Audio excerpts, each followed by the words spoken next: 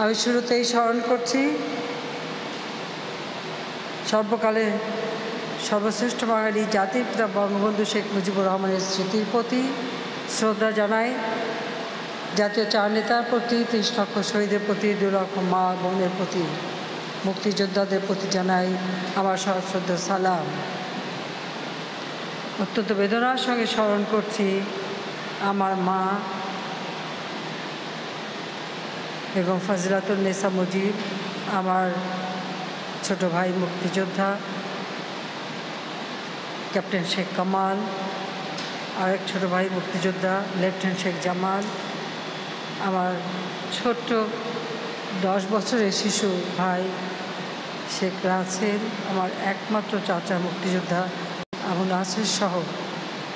75-15 August আমাদের পরিবারে যারা শাহাদাত বরণ